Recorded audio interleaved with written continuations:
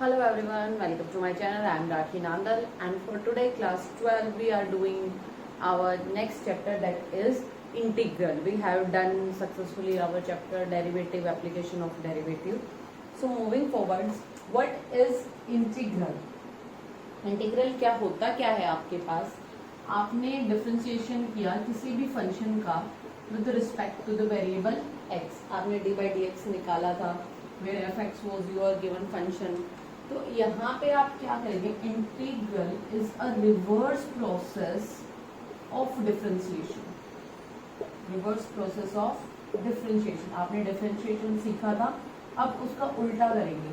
अब बात आती है कि इंटीग्रल कर क्यों रहे हैं. जैसे आपने application of derivative, one of the most important concept आपने यूज किया था. कैसे एरिया मैक्सिमम हो गया, प्राइस मैक्सिमम हो गया, आपका वॉल्यूम मैक्सिमम हो गया, वो सब आपने क्या. अब इंटीग्रल क्या करेगा? इंटीग्रल भी आपका यूज होगा साइंस एंड इंजीनियरिंग के जो आपके कंसेप्ट होते हैं, जो आप डिजाइनिंग करते हैं इंजीनियरिंग में, वहाँ पे यूज हो जाएगा इसका. सेकेंड यूज इसका अगेन आपका इकोनॉमिक्स में, जहाँ पे प्रॉब्लम्स में आपको जहाँ जहाँ आपका डिफरेंशिएशन यूज हुआ था उसका रिवर्स प्रोसेस है इंटीग्रेशन. अब इंटीग्रेशन में क्या होगा? आपको कोई प्रॉब्लम है जिसका डिफरेंशिएशन गिवन है और आपको उसका एक्चुअल फंक्शन बताना है.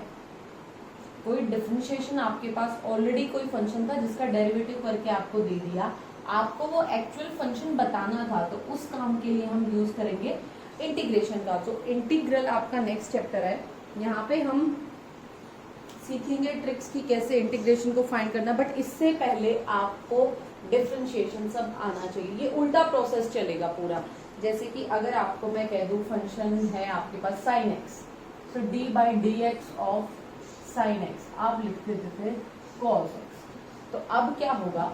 अगर मैं आपको दे दूं function cos x, f(x) is equal to cos x, तो इसका आपको इंटीग्रेशन करना है. इंटीग्रेशन का साइन होता है ये वाला जो साइन है आपके पास, इसको कहते हैं इंटीग्रेशन ऑफ cos x. किसके रिस्पेक्ट में? वेरिएबल के रिस्पेक्ट में. तो इसकी वैल्यू क्या आएगी? इसकी वैल्यू आएगी आपके पास sin x. समझ आएगी चीज? यानी कि कोई भी फंक्शन आपके पास हो, उसका डिफरेंशिएशन अगर आपको करना आता है तो ये उल्टा प्रोसेस आपने सारा कर देना है कि फंक्शन का डेरिवेटिव ये है तो इसका एक्चुअल फंक्शन क्या रहा होगा. जैसे मैंने लिख दिया यहाँ पे, टेक्निकली हम वो आपको अच्छे से समझ आए. और एग्जांपल लेते हैं. जैसे फंक्शन आपने कह दिया x क्यूब है. अब इसका इंटीग्रेशन करना है. साइन है ये, देखिए इस तरीके से आपको इसको बनाना है. अब इसका इंटीग्रेशन यानी कि किसके रिस्पेक्ट में? ये dx जो आप वहां पे लिख रहे थे कि x के रिस्पेक्ट में डेरिवेटिव था, यहाँ पे भी सिमिलरली किसके रिस्पेक्ट में कर रहे हो वो मेंशन करना है.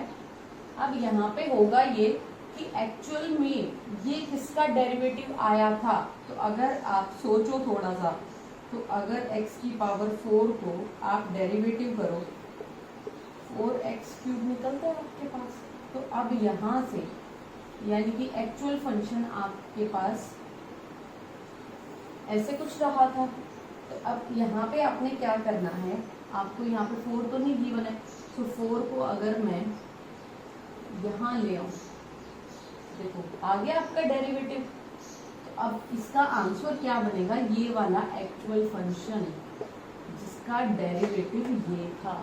इस प्रोसेस को कहते हैं इंटीग्रेशन. ध्यान से समझिए, ये एक्चुअली में इंटीग्रेशन आप कर रहे हो वो फंक्शन फाइंड करने के लिए जिसका डेरिवेटिव ये आया है. ठीक है, तो ये चीज आपको डिफरेंशिएशन में बड़े अच्छे से सिखाई गई थी, वो आपको यहाँ पे अप्लाई करनी है. अब बात आती है कि सबसे पहले बात कर लेते हैं सिंबल्स के बारे में कि कौन सा सिंबल आपको क्या शो करता है, किस वर्ड का यहाँ पे क्या मीनिंग है. चलिए, ये आपके पास कोई फंक्शन लिखा और लिख दिया इंटीग्रेट दिस फंक्शन. तो इस सिंबल को आप कहते हो इंटीग्रेशन. इस प्रोसेस में ये आपका सिंबल है. इस सिंबल का मतलब है आपको करना है इंटीग्रेशन करना है यहाँ पे. और जो f(x) है आपका, इसको कहते हो आप इंटीग्रैंड. इंटीग्रैंड मतलब इसका आपको इंटीग्रेशन करना है इस फंक्शन का. तो ये हो गया इंटीग्रैंड. ये dx है आपका जिसके रेस्पेक्ट में आपने इंटीग्रेशन करना है. ये वेरिएबल है x, यानी कि इस फंक्शन में आपको एक्स के रिस्पेक्ट में इंटीग्रेशन करना है। पूरी प्रोसेस को कहते हैं हम इंटीग्रेशन, ठीक है। तो जब ऐसे लिखा है इंटीग्रेट दिस फंक्शन, तो आप समझ जाओ ये सिंबल है और आपको इस तरीके से यहाँ पे काम करना है। अब एक छोटा सा प्रॉब्लम आया। प्रॉब्लम क्या आया आपके पास, जैसे अभी अभी हमने कहा था x³ dx, यानी कि इस फंक्शन का x के रिस्पेक्ट में इंटीग्रेशन, तो हमने निकाल लिया था x⁴/4। बट प्रॉब्लम शुरू ये हुई जब आपने ऐसे लिखा x⁴/4, उसका डेरिवेटिव तो आ गया आपके पास x³, ठीक है, और आपने यहाँ पे ये चीज अप्लाई भी कर दी। बट यहाँ पे मुझे एक प्रॉब्लम ये हुई कि कांस्टेंट फंक्शन का अगर मैं यहाँ पे कर दूँ +14 या +13 या प्लस कुछ भी मैं कर दूँ, तो उसकी वैल्यू भी x³ रहेगी। हमने सीखा था क्योंकि कांस्टेंट आपका हमेशा डेरिवेटिव में 0 दे रहा था, तो यहाँ पे कुछ प्लस सम कांस्टेंट फंक्शन आपका हमेशा ही प्रॉब्लम क्रिएट करेगा। तो उस चीज के लिए हमने क्या किया, हमने सोचा क्यों ना हम इसके सॉल्यूशन में कोई c लगा देते हैं। c stands for constant.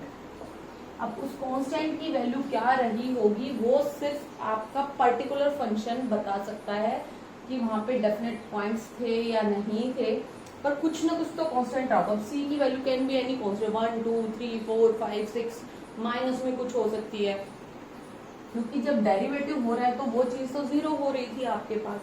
सो इस केस में या हर केस में हम क्या करेंगे, जब भी हम इंटीग्रेशन करेंगे हम +c लिख देंगे कि कोई भी कांस्टेंट आपका रहा होगा पहले से। तो ये क्या हो गया, एक फैमिली ऑफ कर्व्स हो गया। अब हम यहाँ पे इंटीग्रेशन में फंक्शन तो बता सकते हैं कि f(x) आपका रहा होगा जिसका डेरिवेटिव f(x) था, वो तो बता देंगे। बट प्रॉब्लम ये हुई कि इस c की वजह से हम कहेंगे हम फैमिली ऑफ कर्व बता सकते हैं। फैमिली ऑफ कर्व का मतलब क्या है कि उसके जैसी जितनी भी आपके पास फंक्शन थे वो सब आपकी फैमिली ऑफ कर्व आते हैं। ज्योमेट्रिकल इंटरप्रिटेशन करते हैं so that it will be more clear to you कि आपके पास c का फंक्शन कैसे काम कर रहा है। एक फंक्शन दे दिया आपको, जैसे इंटीग्रेट करना है आपको इसको 2x dx, ठीक है। तो पहली चीज आपके दिमाग में क्या आई, किसका डेरिवेटिव ये है, ये डेरिवेटिव किसका रहा होगा, ये रहा होगा x² का। x² का डेरिवेटिव क्या होता है 2x, तो आपने लिख दिया x²। अब ये जो +c की मैं बात कर रही थी, अब ग्राफ पे अगर मैं प्लॉट करूँ इस फंक्शन को, तो c की वैल्यू अभी हमने बात की कैन बी कोई भी आपका कांस्टेंट वैल्यू हो सकता है। तो अगर मैं c को 0 लेती हूँ तो ये आपका एक पैराबोला बन गया। फिर मैंने क्या किया, मैं कहा नहीं ऐसे तो भाई 0 तो मैंने अपनी मर्जी से लिया है, कुछ और लेते हैं। जैसे मैंने ले लिया, चलो भाई x² +1 ले लिया मैंने, फिर ग्राफ ऊपर चलता चला गया। फिर x² +2 ले लिया, वो और ऊपर शिफ्ट होता चला गया, 2 के ऊपर आ गया। फिर 3 ले लिया, तो यानी कि जब मैंने ऐसे, अच्छा फिर -1 भी ले सकते हो आप। -1 लिया तो ग्राफ x² -1 से शिफ्टिंग हो गया। ये क्लास 11 में पैराबोला कर्व में पढ़ा था हमने। फिर -2 लेके देखा, -3 लेके देखा, तो what happened, what did we notice कि आपका फंक्शन बिहेवियर तो सेम है सब पैराबोला, बट c के अकॉर्डिंग फंक्शन का एग्जैक्ट पोजीशन चेंज हो रहा है। तो इसलिए हम इसको कहते हैं कि इंटीग्रेशन आपका रिप्रेजेंट करता है फैमिली ऑफ कर्व्स। है सबका बिहेवियर एक जैसा, बस c की वजह से पोजीशन में फिक्स नहीं कर पा रही हूँ, तो इसको हम कहते हैं integration represent a family of curves सबके लिए। इसको जब आप ग्राफ पे प्लॉट करोगे तो ये सारी पूरी फैमिली आपकी इसके अंडर आ जाएगी, ठीक है। तो इसलिए यहाँ पे हम हमेशा +c लिख देते हैं। अच्छा, c की value we can find according to our given condition. जब आपके पास डेफिनेट इंटीग्रल होगा, डेफिनेट इंटीग्रल में हम फिर c की वैल्यू भी निकालेंगे। You will come to know जैसे जैसे हम आगे आगे क्वेश्चन करते रहेंगे। नाउ पॉइंट इज कि मैम ठीक है, चलो ये तो हमें पता है x² का डेरिवेटिव 2x होता है, बट पॉइंट इज जब आपके पास ट्रिग्नोमेट्री आएगी, जैसे कि अगर मैं यहाँ पे लिख दूं ये आ गया sec(x tan x dx, तो आपको सोचना पड़ेगा कि कौन सा फंक्शन है जिसका डेरिवेटिव ये होता है। तो अगर आपके दिमाग में होगा फटाफट लिख दोगे sec(x + c। तो अब यहाँ पे डेरिवेटिव के फार्मूलाज आपको सारे टिप्स पे होने चाहिए ये क्वेश्चन करने के लिए। अच्छा, जैसे कि अगर आपको दे दे इंटीग्रेशन दे दिया आपको 1 minus x 1 upon root 1 minus x square, ये dx हमेशा आएगा, इसका मतलब है x के रिस्पेक्ट में। तो कौन सा फंक्शन है जिसका derivative 1 upon under root 1 minus x square होता है? अगर आपको याद हो तो इनवर्स फंक्शन किए थे साइन इनवर्स एक्स प्लस सी, यहाँ पे माइनस लग जाए तो कोस वाला था। फिर इसी तरीके से आपके पास टेंजेंट में था 1 upon 1 plus x square D x, तो आप लिख देते थे टेंजेंट इनवर्स एक्स। तो ये सब चीजें आपको सारे फार्मूलाज आपके डिफरेंशिएशन वाले हैं कि किसका डिफरेंशिएशन क्या होता है। तो इस चीज के लिए आपको एक बार रिवीजन हो जाए अच्छे से, पेज नंबर 290 के ऊपर आपको सारे फार्मूलाज दिए हुए हैं। You will go through them, एक बार पढ़ के देखो सबको, यू विल गेट आइडिया कि करना कैसे है। अब यहाँ पे आई विल टेल यू कि जब आपके पास ये 2x आपने लिखा था तो आपके दिमाग में क्या प्रोसेस था? आपके दिमाग का प्रोसेस बिल्कुल साफ था कि हम डेरिवेटिव किसी भी फंक्शन का लिखते हैं dy dx ऑफ x की पावर n, तो आप लिखते हो n x की पावर n माइनस 1। तो यहाँ से ऐसे ही 4-5 बार करके देखा, then we got an idea कि अगर x की पावर n dx इसको इंटीग्रेट करना हो आपने, तो ये क्या बन जाएगा कि एक तो देखो पावर यहाँ माइनस हो रही थी तो यहाँ पे प्लस हो जाएगी, यहाँ पे ये जो मल्टीप्लाई में था ये कहाँ आ जाएगा? डिवाइड में। ये होता है आपके, अच्छा प्लस सी, ये तो हमेशा ही रहेगा, और n की वैल्यू -1 नहीं हो सकती, अदरवाइज ये फंक्शन एग्जिस्ट नहीं कर पाएगा। तो यहाँ से हमने n की टर्म में इंटीग्रेशन का फॉर्मूला क्या देखा कि x की पावर n dx के हो तो उसका इंटीग्रेशन कैसे निकल रहा था? x की power n plus 1 upon n plus 1 plus C तो कॉन्स्टेंट है। यहाँ से ऐसे 3 का करके देखा, 4 का करके देखा, तो ये देखो अगर इसको आप अप्लाई करोगे तो हर क्वेश्चन में ऐसे ही आपका इसका डिफरेंशिएशन करोगे तो ये मिलेगा। करके देख सकते हो। इस फंक्शन को अगर डिफरेंशिएट करने को मैं तुम्हें कहूँ तो आप क्या करोगे? n+1 तो कॉन्स्टेंट टर्म है, नीचे ऊपर है ये मल्टीप्लाई में आ जाएगा, -1 करोगे तो xn+1 -1, c का हो जाएगा 0, 1 से 1 कट गया, ये पूरा कट गया, x की पावर n, देखो हो गया ना वही। तो आगे से इतना दिमाग ना लगा कि हम सीधा ये ऐसे फार्मूला अप्लाई कर देंगे, इससे आपका क्वेश्चन फटाफट सोल्व हो जाएगा। हाँ, ट्रिग्नोमेट्री आपको सब याद करने पड़ेंगे, सारे फार्मूलाज एक बार आप चेक करो। कोई डाउट है then do let me know in comment section. अब एक क्वेश्चन करके देखते हैं। आपको डेरिवेटिव करना है, यहाँ पे फंक्शन है integration of under root x d x, तो आपको वो फंक्शन फाइंड करना है जिसका डेरिवेटिव ये रहा होगा। तो अभी हमने सीख लिया x की पावर n dx आपके पास होता है x की power n+1 upon n+1 plus C. तो अब इसको करते हैं, ये इसको आप x की पावर 1/2 यानी कि 1/2 plus 1 upon 1/2 plus 1 plus C, तो ये बन गया x की पावर 3/2 अपॉन 3/2 प्लस सी, यानी कि 2/3 x की पावर 3/2 प्लस सी, ये हो गया आंसर। अगर आपको डाउट है आप यहाँ से इसको चेक कर लीजिए, इसको आप डिफरेंशिएट कीजिए for checking, this is only for verification, आप कर सकते हैं। इसको डेरिवेटिव करके देख लो, x की पावर 3/2 आ गया, x की पावर 3/2 -1, c का हो गया 0, ये कैंसिल हो गया, ये बच गया x की पावर 1/2 आ गया under root x। Very simple. तो इस तरीके से आपने सिंपल वाला क्वेश्चन करना है। Now the thing comes to the properties, कि प्रॉपर्टीज क्या है इंटीग्रेशन में। तो जैसे जैसे आपने डिफरेंशिएशन की प्रॉपर्टीज लगाई थी, वहाँ पे आपने अलजेब्रा लगाया था, जब एडिशन में फंक्शन था, डिफरेंस में था, फिर आपने u इंटू वी रूल लगाया था, u upon v rule apply किया था। तो यहाँ पे ऐसे हम प्रॉपर्टीज को कैसे लगाएंगे, just do have a look, देखते हैं। फर्स्ट थिंग इज कि अभी अभी हमने बात की डेफिनेशन में कि अगर आपके पास डेरिवेटिव और इंटीग्रेशन इकट्ठा आ जाए तो ये एंटी है एक दूसरे के, तो सीधा फंक्शन क्या बच जाएगा आपका f(x), यानी कि इंटीग्रेशन ने डिफरेंशिएशन को कैंसिल आउट कर दिया। या फिर ये कह लो कि अगर ऐसे हो या इसको ऐसे भी लिख सकते हो, तब सबका काम क्या होगा कि अपने आप ही आपका कैंसिल आउट हो जाएगा, सब में वैल्यू क्या आएगी आपके पास एफ एक्स। तो पहली प्रॉपर्टी यही है कि इंटीग्रेशन और डिफरेंशिएशन एक दूसरे के एंटी हैं। जब भी ये साथ में आते हैं तो ये कैंसिल आउट हो जाते हैं, function will not be affected. Second property आपके पास क्या है कि अगर आपके पास दो फंक्शन का डेरिवेटिव अगर आपको करना है, अगर आपको एक ही फैमिली के कोई दो फंक्शन आपको दे दिए, अभी अभी हमने पूरा इंटरप्रिटेशन किया था जहाँ पे हमें पता चला था कि फैमिली ऑफ कर्व को रिप्रेजेंट करता है, तो उनका इंटीग्रेशन क्या होगा, इक्वल होगा। Second property you can easily do.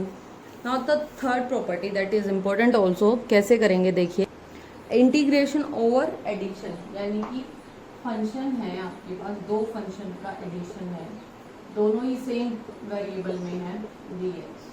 तो अगर ऐसा हो तो आपने क्या करना है, दोनों फंक्शन अलग अलग है आपके पास, तो दोनों पे अलग अलग इंटीग्रेशन काम करेगा। अलजेब्रा देखिए क्या कह रहा है आपको यहाँ पे, तो इसकी वैल्यू क्या रहेगी, सेम रहेगी। तो जब इसको सॉल्व करोगे प्लस इसको सॉल्व करोगे तो ये ऐसे सॉल्व हो जाएगा आपके पास। सो आप यहाँ पे इसका प्रूव भी कर सकते हैं, but that is not required, simply आपका इंटीग्रेशन ओवर एडिशन, इसको dx के साथ इसको dx के साथ साइन एज इट इज।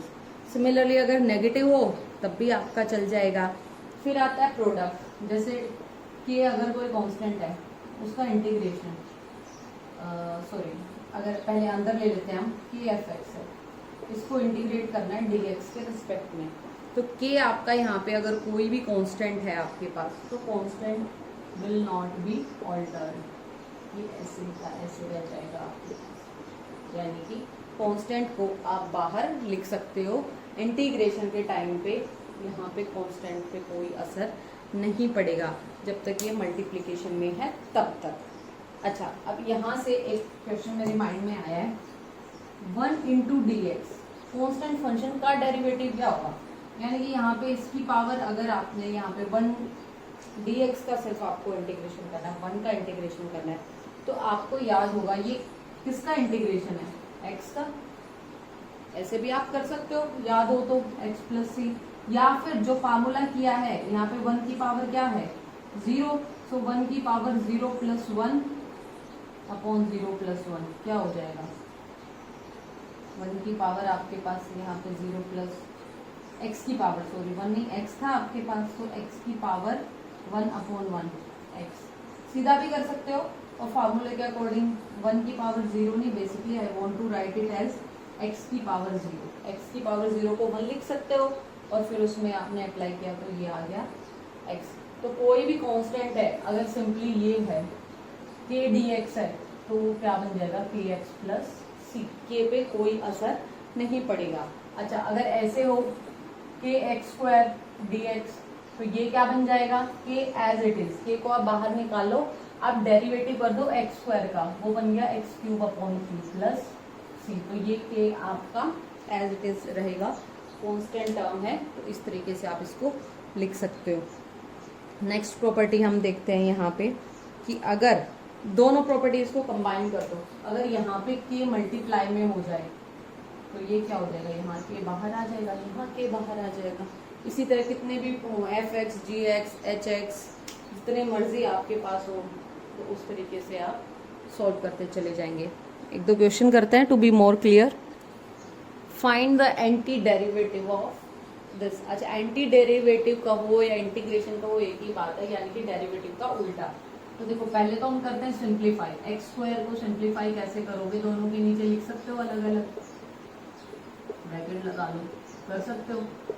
तो ये क्या बन गया आपके पास, x minus 1 upon x square D x. अब प्रॉपर्टीज हमने सीखी हैं, x d x minus 1 upon x square D x. तो एक्स डी एक्स का हो गया एक्स स्क्वायर अपॉन 2 प्लस कोई कांस्टेंट c1। अब देखो यहाँ पे दो कांस्टेंट आ रहे हैं तो हम इसको अलग अलग नाम दे देते हैं, प्लस c1 माइनस, अब देखो 1 अपॉन एक्स स्क्वायर है तो इसको कैसे लिखेंगे, एक्स की पावर माइनस 2 लिख सकते हो, प्लस 1 जब इंटीग्रेट माइनस 2 प्लस 1 प्लस इसको कह दिया c2। समझ आया 1 अपॉन एक्स स्क्वायर का इंटीग्रेशन कैसे किया, तो x square upon 2 plus c1 minus ये क्या बन गया आपके पास, एक्स की पावर माइनस 1, नीचे भी माइनस 1 प्लस C2, थोड़ा सा और सिंप्लीफाई करके लिख दो, x square upon 2 plus C1 minus minus हो गया आपके पास plus 1 upon x plus C2। अब C1 C2 दो कांस्टेंट है, दोनों को ऐड करके अनदर कांस्टेंट की फॉर्म में लिख दो,